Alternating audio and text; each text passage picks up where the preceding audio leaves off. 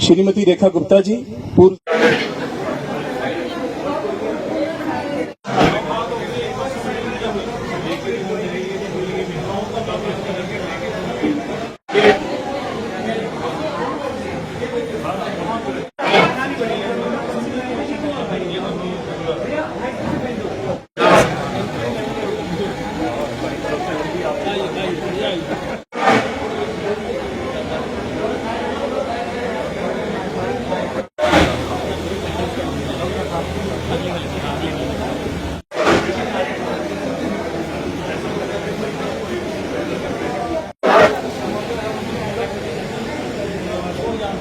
Patient बैठो patient बैठो।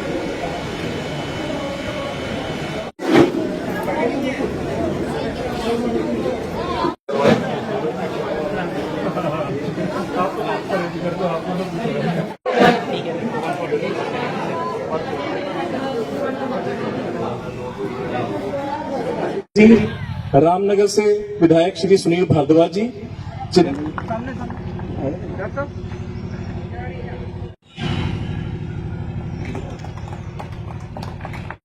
सुनील बड़ियाल जी मंच पे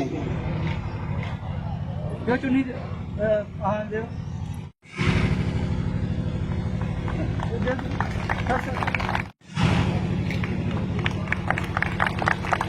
विश्व हिंदू परिषद जम्मू कश्मीर उधमपुर ईस्ट से हमारे प्रिय अभी अनुसंधान शेर कश्मीर कृषि विश्वविद्यालय जम्मू श्री अरविंद केंद्र आदरणीय डॉक्टर निदेशक आयुष जम्मू। इसके कुछ परिचय भूल गया होगा, मुझे क्षमा कीजिएगा। नर्सिंग सेवा के लाख रुपया इसमें कमा रहे हो तो अगर उसमें 30% का और बजट डाल दो टैक्स का, ड्रग्स का और दूसरा है तो उसमें कोई चेक नहीं रहता तो वो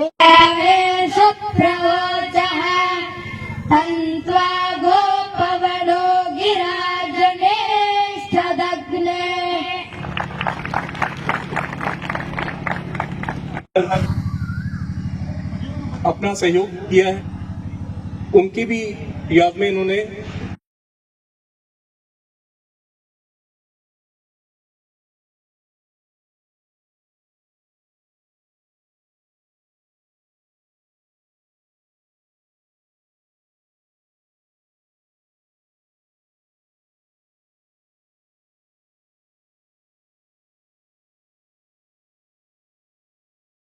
भवन्तु सुखिनः सर्वे सन्तु निरामया।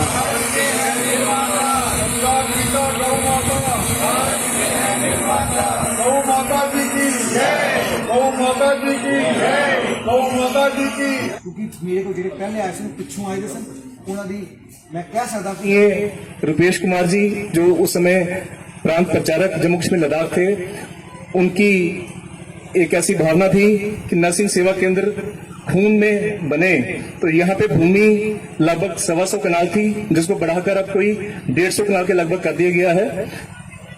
यहाँ पे मुख्यतः 5 प्रकल्प हमारे चल रहे हैं इस समय।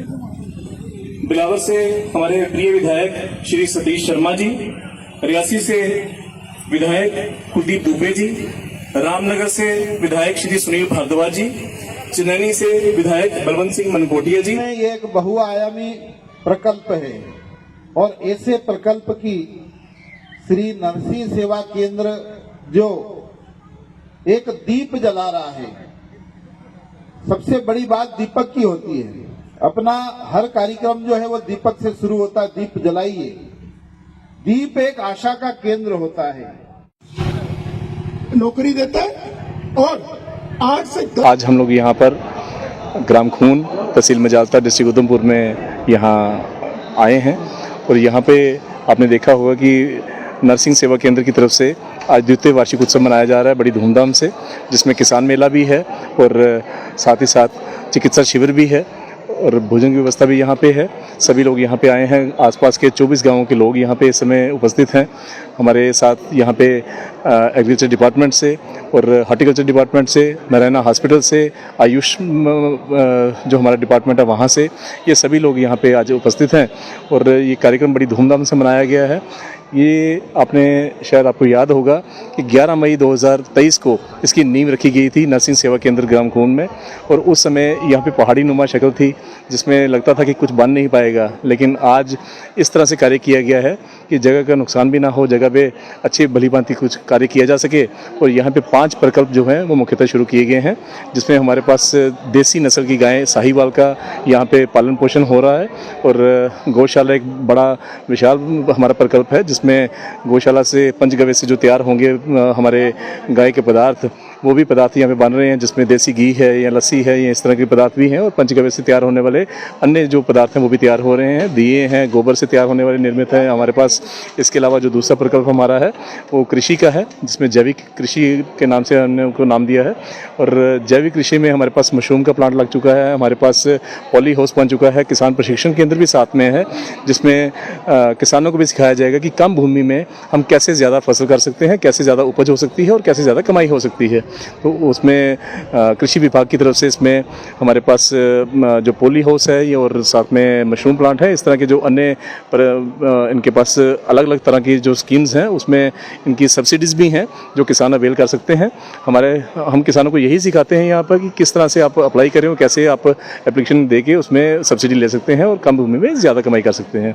तीसरा प्रकल्प हमारा वेद विद्यालय है, जिसमें हमारे पास प्रथम वर्ष में 10 वेद विद्यार्थी थे, द्वितीय वर्ष में हमारे पास 20 थे और इसमें तृतीय वर्ष जैसे ही शुरू हुआ है हमारे पास 30 विद्यार्थी हैं और साथ में 2 आचार्य हैं, जिनकी संख्या बढ़कर 3 हो जाएगी। और आचार्य इनको इस तरह से सिखाते हैं, इस तरह से पढ़ाते हैं कि ये सिर्फ वेद ही नहीं, वेदों के साथ साथ ज्योतिष और अन्य जो सब्जेक्ट्स हैं वो भी पढ़ सकें और आगे चलकर कोई भी नौकरी कर सकें, कोई भी काम कर सकें, किसी भी फील्ड में जा सकें। तो इसके साथ साथ हमारे पास विद्या भारती का स्कूल बनने जा रहा है, अभी वो निर्माणाधीन है, वो शुरू होगा। और विद्या भारती के भी हमारे पास इस समय 150 के लगभग बच्चे जो पढ़ रहे हैं और बिल्डिंग जब तैयार हो जाएगी तो उसमें भी वो साथ में रहेंगे। इसके साथ हमारे पास योग और चिकित्सा जो केंद्र बनेगा, उसमें योग और चिकित्सा केंद्र में भी हमारे पास रहने की व्यवस्था भी होगी और किस तरह से प्राकृतिक चिकित्सा से हम इलाज कर सकते हैं वो भी हमारा इसमें साथ रहेगा। तो ये सारे प्रकल्प जो हैं, 5 प्रकल्प नरसिंह सेवा केंद्र में कुछ तैयार हो गए हैं और कुछ तैयार होने जा रहे हैं। और हमें उम्मीद है कि आने वाले वर्ष में जब हम तृतीय वर्ष मनाएंगे तो मुझे लगता है कि सभी जो प्रकल्प हैं हमारे तैयार लगभग हो चुके होंगे और भलीभांति आगे कार्य कर सकेंगे। इससे हमारे पूरे इस इलाके के नहीं, इसके साथ साथ लगने वाले और इलाके और इसके साथ साथ पूरे जम्मू कश्मीर की भी खुशहाली तरक्की होगी। ये सारे कार्य नरसिंह सेवा केंद्र के अंतर्गत ही होंगे। आपका बहुत बहुत धन्यवाद। जय श्री राम। नरसिंह सेवा केंद्र का द्वितीय वार्षिक उत्सव है। इस उत्सव में हम सब आमंत्रित हैं और मैंने सबसे अच्छी व्यवस्था यहाँ हर एक कार्य में देखी। विशेषतः यहाँ नरसिंह वेद विद्यालय की जो स्थापना हुई उसमें अभी 30 छात्र वेद अध्ययन कर रहे हैं, जो संस्था के द्वारा पाठित भी है, पोषित भी है। उनका सभी प्रकार का उत्तरदायित्व नरसिंह सेवा केंद्र ही परिवहन करता है और ये सारे स्थानीय क्षेत्र के विद्यार्थी हैं। और बड़े भाग्य और सौभाग्य की बात मैं कहूँगा, यहाँ के आचार्य भी जम्मू क्षेत्र से ही संबंधित हैं। इस प्रकार वेद विकास के लिए ये केंद्र जो कार्य करता आ रहा है, आगे बढ़ रहा है, मैं इस कार्य के लिए, वेद प्रचार प्रसार के लिए केंद्र के सभी सदस्यों को, सभी प्रभारियों को बहुत बहुत आशीर्वाद भी देता हूँ, शुभकामनाएं भी करता हूँ कि इनके केंद्र का संकल्प वेद के प्रति भावना तीव्र हो, सुंदर हो, व्यवस्थित हो। धन्यवाद।